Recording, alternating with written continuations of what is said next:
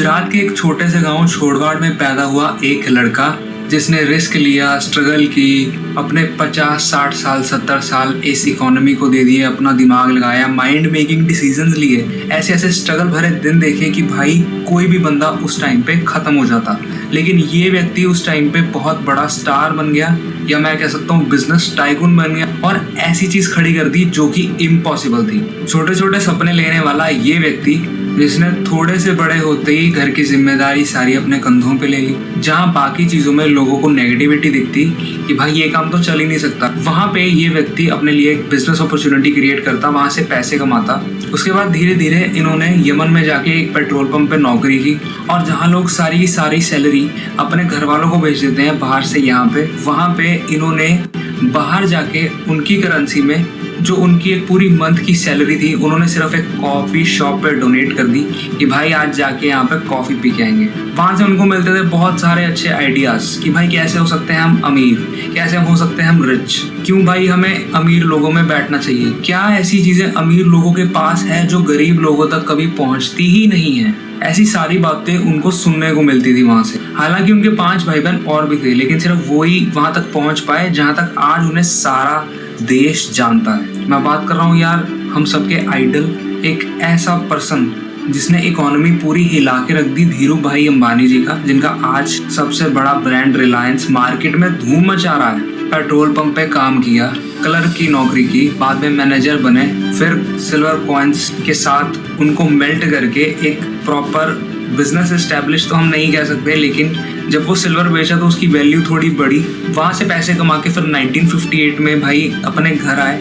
India आए, वहाँ पे इन्होंने बिजनेस करने की सोची और सिर्फ सोची ही नहीं, ऐसा एग्जीक्यूट कर दिया नेक्स्ट लेवल कि भाई वो चीज़ ऐसी क्रिएट हो जाए, मोनोपोली ऐसी क्रिएट हो जाए कि सारी की सारी यूनियन तोड़ दी, सारे रेट तोड़ दिए, मोनोपोली अपनी बिल्ड कर ली कि भाई यहाँ से सस्ता माल, यहाँ से सस्ती मैन्युफैक्चरिंग आपको कहीं और नहीं मिलेगी। 1970s में यार धीरू भाई अंबानी ने फिर टेक्सटाइल्स में कदम रखा, विमल नाम का यार क्लोथिंग ब्रांड अपना खुद बना के मैन्युफैक्चरिंग करके लॉन्च किया, जो हर घर का नाम बन गया उस टाइम के ऊपर। फिर जो कंपनी एक इतनी अच्छी लेवल पे चल रही थी, 1977 में रिलायंस का शेयर आया और रातों रात वो शेयर ओवर सब्सक्राइब्ड हो गया। इंडिया की जनता को एक प्रॉपर ट्रस्ट बन गया कि भाई we are going to invest in Reliance, तो भाई हमारे रिटर्न्स बहुत नेक्स्ट लेवल होने वाले हैं, क्योंकि एक इतना अच्छा ट्रस्ट बन गया था जो कि अभी तक भी चलता आ रहा है। लेकिन यार ऐसी बड़ी बड़ी कहानियों के साथ छोटी छोटी प्रॉब्लम्स, छोटे छोटे फेलियर्स भी आते रहते हैं। कभी कभी बहुत ज़्यादा बड़े फेलियर आते हैं, कभी मार्केट क्रैश हो गई, कभी कोई स्कैम हो गया,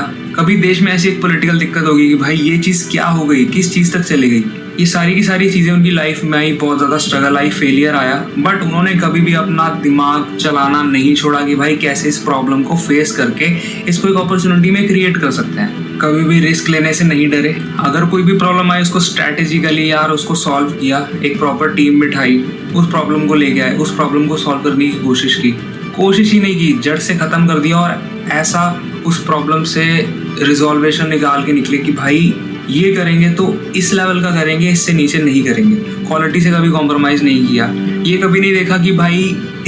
अगर मैं आज शुरू करता हूँ 1950s में ये चीज़ बनाना, अगर मैं आगे जाके उस चीज़ को बनाऊँ तो इसको तो 10 साल या 20 साल लग जाएंगे। उनका विजन हमेशा लॉन्ग टर्म का था, इसलिए आज के टाइम पे दे रूल द कंट्री। लेकिन यार फिर बाद में लेट 2002 में धीरू भाई अंबानी जी यहाँ से हमें छोड़ के चले गए। But the happiest part is कि भाई उनकी स्ट्रगल भरी लाइफ जिसमें बहुत ज़्यादा गरीबी थी, वहाँ से वो उठे, काम किया, मेहनत की, अपने सपनों का पीछा करना कभी नहीं छोड़ा, वहां तक पहुंचे जहां तक पहुंचना चाहिए था। हर एक पॉसिबल आउटकम, हर एक रिस्क मैनेजमेंट फैक्टर, हर एक स्ट्रेटेजिकल अप्रोच जो लग सकती थी वो उन्होंने लगाने की पूरी कोशिश की। ये नहीं भाई कि आज के यूथ के जैसे, या मैं अपनी बात करूं कि भाई हमारे सामने तो भाई सिर भी दुख रहा है तो बंदा कहता है टेक अ रेस्ट। हमारे सामने भाई अगर कोई बड़ा सा बंदा खड़ गया, स्ट्रॉन्ग कॉम्पिटिटर खड़ गया, हम क्या बोलते हैं भाई ये तो स्ट्रॉन्ग है, ये तो अनबीटेबल है। वो भी एक टाइम पे वीक था, तो हमेशा भाई किलिंग एटीट्यूड रखा कि भाई जाएंगे मार्केट में, मोनोपोली क्रिएट करेंगे,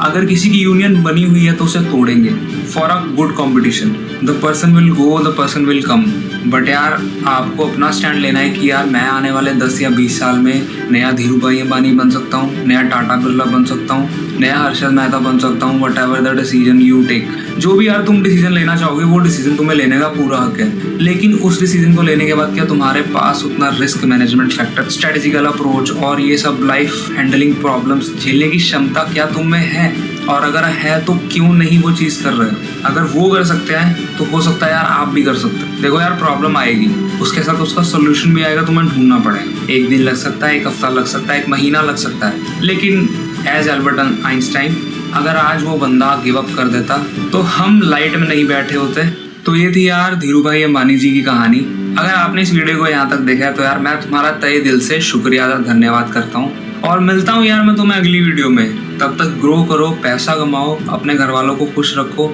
जो मैक्सिमम पॉसिबिलिटी हो सकती है, जितना प्रॉपर ग्रो कर सकते हो उतना ग्रो करने की कोशिश करो, कभी हार मत मानो।